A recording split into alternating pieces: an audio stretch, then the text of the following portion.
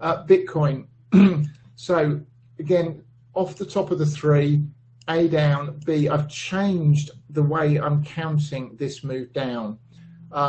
In that I've got 5 to here as a diagonal for what I think is an A wave, B, 5 for a C into a W, X, I think this move down's completed at the low this week as an A, B up, C down. Same targets, slightly different inference on the micro scale. So if I come down and look at that in the 240-minute time frame, and off the top of the X wave, 1, 2, 3, 4, 5 into the 2.0 for this A.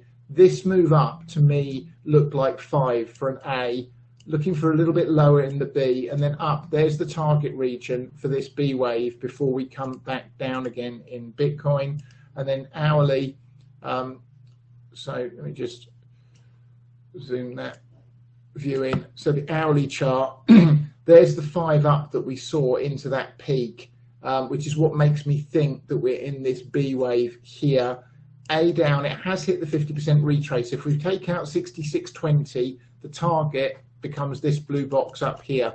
Okay, so if you want a scalp long, if you trade this thing, take that out, up. If not, look for it to come down, which is my preference, into this zone here, and that gives you a long entry before down again in the C to finally finish the larger degree wave 4 off, which is, excuse me, just zoom this out. Yeah, it's this 4 here before we head on up to 30-odd thousand and possibly quite a bit higher in this the 5 of 3 in Bitcoin. Okay, that's what I've got first thing this morning. If you give me to about 30 minutes after the open, I will go through all of the stocks. Kathy, you wanted me to look at those stocks in the forum. I will post the charts in a moment for LMT and 1 or 2 others. BMY is the one I would wait for a pullback before buying. The others, I like all of them.